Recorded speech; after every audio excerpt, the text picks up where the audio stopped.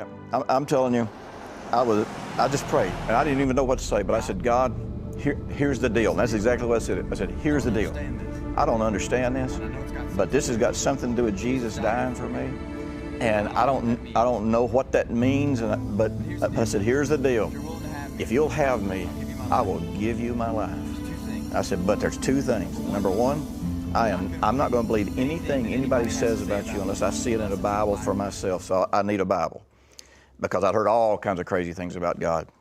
And I said, number two, I am not going to play church. This has got to be the real deal. I don't mind giving you my life, but I'm not going to play any games.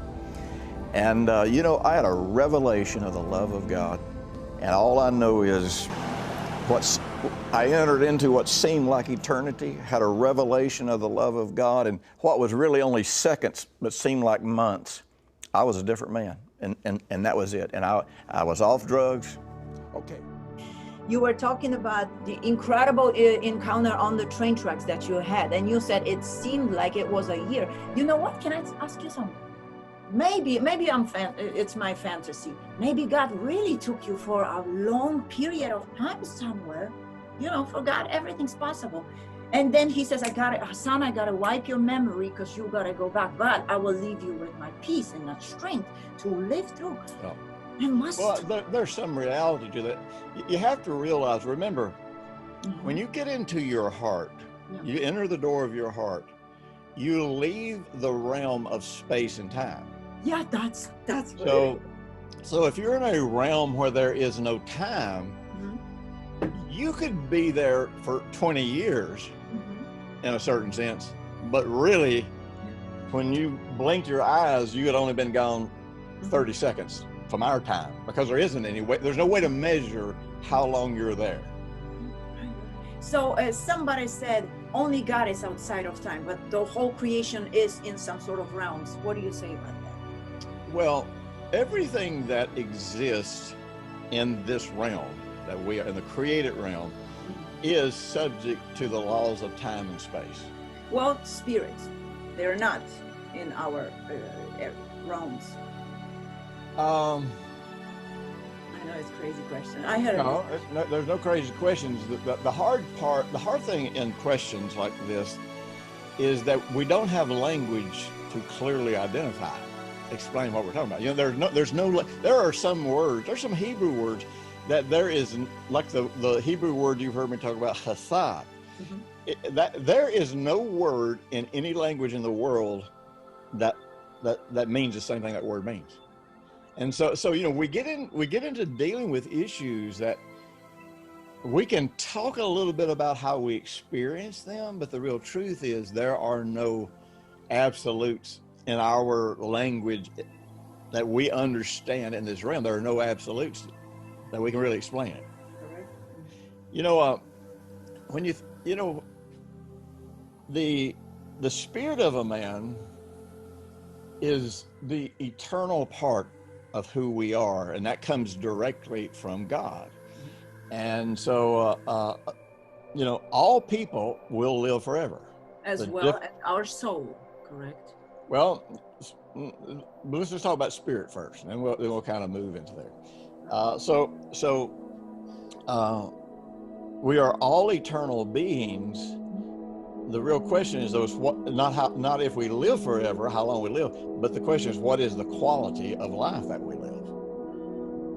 And so the soul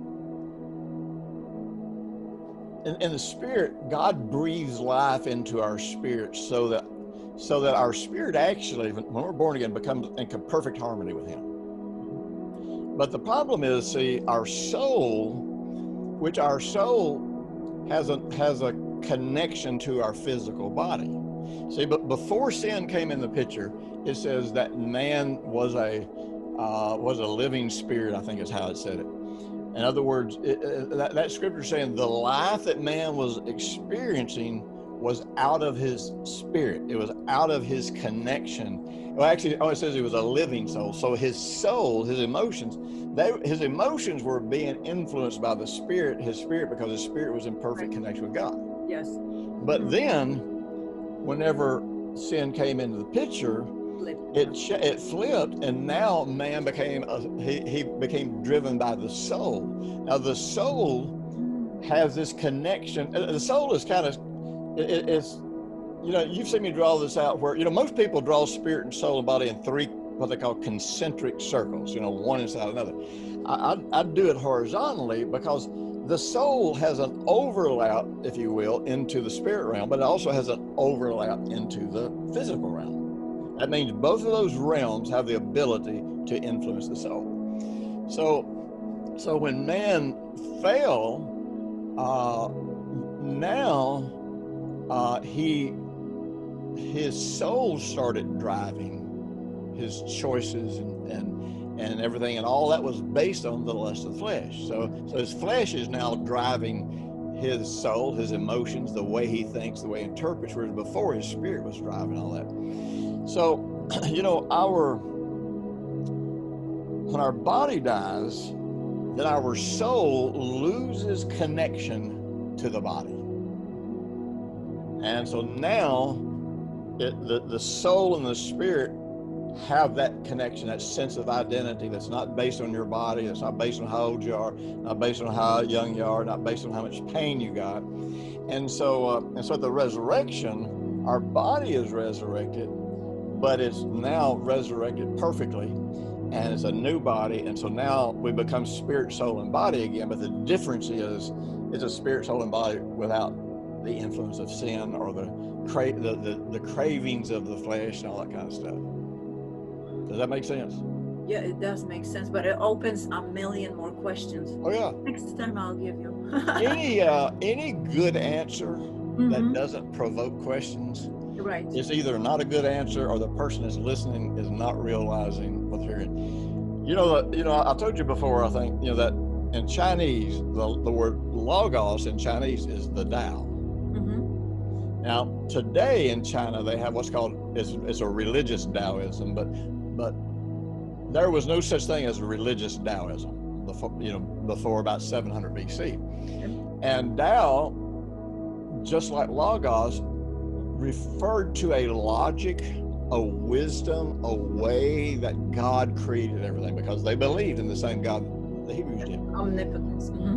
So when the ancient Chinese talked about the Tao, they were talking about God's process of creation and wisdom and all that kind of stuff. But they have a saying that I love this saying, and you could put the word logos in there. It says, the Tao that can be explained is not really the Tao. And it's that way with the logos. We can never explain these things. We can talk around them. We can talk about our experience, and hopefully that might compel somebody to go have their own experience. But until that person takes that and goes and has their own experience, they really have no clue what you're talking about. And then when you have your own experience, you can never put it really in the words to explain it. It's just like my encounter there at the railroad tracks. I have no words to explain it.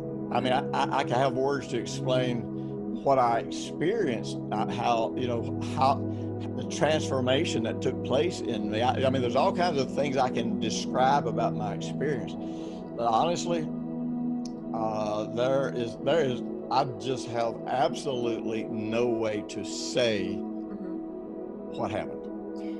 Only based on the outcome, what happened, because your memory apparently was erased or just removed. You know, something happened. It's like, I had a dream, I can't remember, but something happened in this dream. It's the same thing. Well, it may be that, but it just may be the fact that there are no words to explain it.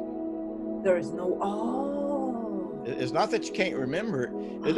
It's, you know, like when Paul talked about having, you know, his experience, he just basically just said, there are no words to describe this. Yes. So you can't describe in finite intellectual language something for which there are no words. I can relate so much. That's why I asked you, actually, because once at the church, I was playing worship and I fell. I don't remember nothing but one significant part, I felt such an overwhelming love of God that I was just crying, crying, crying. It was too heavy. I kept telling God, take it away. It's too heavy. It was literally physical, tangible. I said, I can't believe you can love us so much. Yeah. It's something I will never tell you. I wanted to write book, but I don't have words. Yeah. I don't care. You know, I found this, man, something that I have struggled with a lot, and that is that sometimes in trying to define the undefinable, or going too far in trying to define it, then that causes one-dimensional carnal thinkers to turn that into a one-dimensional doctrine. You know, I've told people this a lot of times. If I was writing Grace, the Power to Change today, I wouldn't write it even similar to how I wrote it then.